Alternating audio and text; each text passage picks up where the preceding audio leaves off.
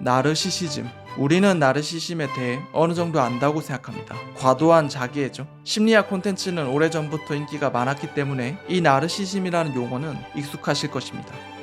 그래도 사전을 보자면 나무위키에서는 이렇게 요약하고 있습니다. 그리스 로마 신화에 나오는 나르키소스에서 유래된 단어로 이상화된 자신에 대한 자기애적 왜곡을 의미한다. 그래도 모르는 사람이 있을 수도 있으니까 기초적인 부분부터 차근차근 설명해 봅시다. 일단 이 나르시즘이라는 용어의 기원이 된 나르키소스 신화는 무엇인가?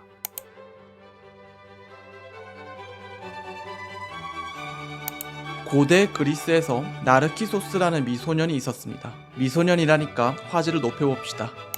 잘생겼죠? 많은 소녀들의 흠모를 받았다고 합니다. 그러나 그 중에서 마음에 드는 사람이 없었던 모양인지 누구에게도 마음을 주지 않는 도도한 놈이었다고 합니다. 당연히 분노를 사게 됩니다. 그래서 누가 아마도 얘한테 실현당한 여자일 것 같은데 저 도도한 나르키소스가 고통받았으면 한다는 소원을 빌게 됩니다. 그리고 이 소원을 복수의 여신 네메시스가 접수하게 됩니다. 그렇다면 어떤 벌을 내렸냐? 굉장히 기괴한 벌을 내렸습니다. 그것은 나르키소스로 하여금 맑은 샘에 비친 자신의 얼굴과 사랑에 빠지도록 만드는 것이었습니다. 이게 왜 저주였냐면 물에 비친 자신의 얼굴에 다가가려고 할 때마다 물속 형상이 어그러졌기 때문입니다. 그래서 나르키소스가 생각하길 샘 안에 있는 존재가 자신으로부터 도망가는 것이구나. 그래서 이 존잘은 굉장히 비참한 신경에 사로잡히게 됩니다. 결국 나르키소스는 저 존재를 가만히 바라볼 수밖에 없다고 여기며 실제로 가만히 누워서 샘에 비친 자신의 얼굴만 바라보다가 굶어 죽게 됩니다. 여담으로 그의 시신이 있던 자리에서 돋아난 꽃이 바로 수선화였다는 마무리.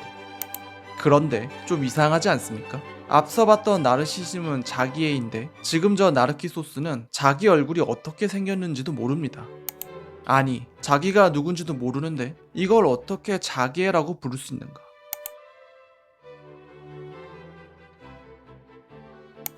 반복컨대 나르키소스는 자기가 누군지도 모르는 인물입니다. 그러나 자신을 사랑하긴 합니다. 어쨌거나 비친 얼굴은 자신의 것이었지 않습니까? 이 사랑이 어느 정도였냐면 굶어 죽는 아사를 불사할 정도였습니다. 진심이었다는 거죠. 그러나 이 대목을 뒤집자면 나르키소스는 죽음을 대가로 치르면서까지 자기 자신을 인식하려고 하지 않았습니다. 이 대목을 해석해 보자면 자기의 조건은 자신에 대한 망각입니다. 그러니까 자기애는 자신이 사랑하는 그 모습이 바로 자기 자신임을 모를 때만 가능합니다. 반대로 뒤집자면 역설적이게도 나르시즘의 주체는 자기 자신을 싫어합니다. 이건 곱씹을수록 기묘한 역설입니다. 나를 좋아하되 그것이 나가 아닐 때에만 그것을 좋아할 수 있다는 괴이한 조건. 그래서 나르키소스 신화를 해석하다 보면 이 질문으로 항상 돌아오게 됩니다. 나르키소스는 정말로 자기 자신을 좋아했는가? 다시 정리하자면 나르시즘의 구조는 이렇습니다. 나를 사랑하는 자기애는 존재합니다. 그러나 이 사랑의 조건은 정작 그것이 나여서는 안 된다는 데 기반합니다. 그렇다면 이 역설을 어떻게 해석해야 하나? 자크 라캉을 소환해 봅시다.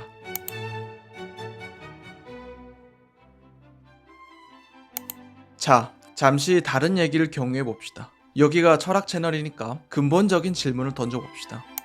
인간에게 근본적인 감각은 무엇인가? 자크 라캉이 내놓은 대답은 무기력입니다. 왜 이런 대답을 했냐면 라캉이 주안점을 두는 것이 유학이라서 그렇습니다.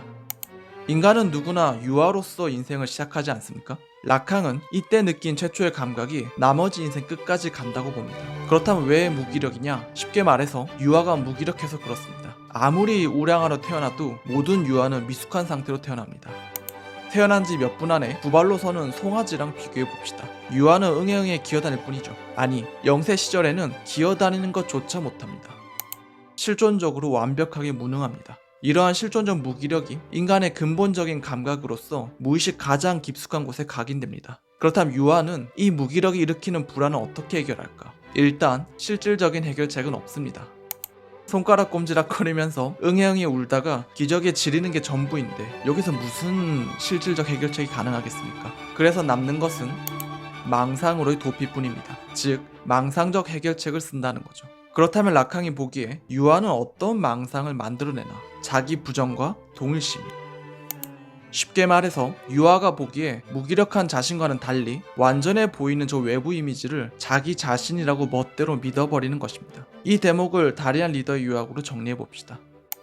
라캉의 주장에 따르면 대부분의 동물과 달리 인간의 아기는 미숙한 상태로 태어난다. 걸을 수도, 스스로를 지킬 수도, 혼자 힘으로 먹을 것을 구할 수도 없다. 게다가 신경계는 태어날 때부터 완전함과는 거리가 멀다. 이처럼 몸놀림이 자유스럽지 않은 상태에서 아이는 전체성과 완전함을 약속하는 시각적 이미지와 자신을 동일시하려고 한다. 이런 동일시는 거울 이미지, 즉 아이의 환경 속에 있는 다른 아이나 또 다른 형태의 누군가의 이미지 형태를 취할 수 있다. 우리는 바로 그러한 이미지에 빨려 들어간다는 것이다.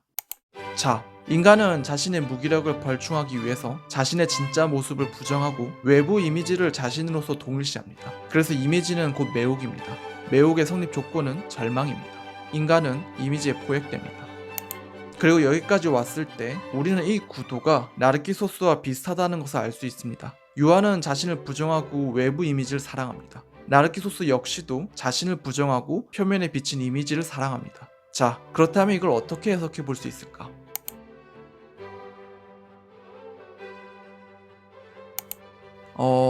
저는 이런 해석을 제안합니다. 우선 자기애는 근본적인 것으로 여겨집니다.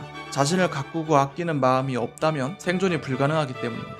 다만 락항적 맥락에서 문제는 실존적 무기력으로서의 자기 자신을 받아들일 수가 없다는 데 있죠.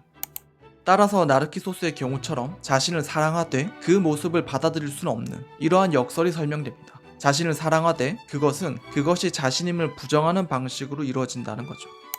이는 인간이 본디 갖추고 태어난 뒤틀린 조건의 반영인 셈입니다. 그러나 동시에 이는 자기 혐오에 기초를 둔 망상입니다.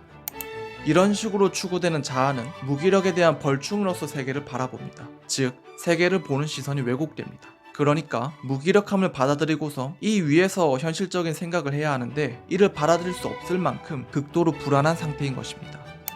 불안하기 때문에 쉽게 비약하게 됩니다. 제대로 된 규명이 아니라 불안을 조금이라도 더 빨리 제거하는 것이 중요하기에 조급해지기 때문입니다. 그래서 잘 보면 나르키소스의 오해는 이중적입니다. 하나는 물에 비친 것이 자신이라는 것을 모르는 착각을 하고 또 하나는 그 비친 표면이 실제한다고 믿습니다. 그래서 자기 손에 닿을 때마다 물결이 흩어지는 것이 아니라 그 존재가 도망치는 거라고 생각하죠. 그러니까 동일시하는 그 대상에 대한 평가마저도 그릇된 것입니다.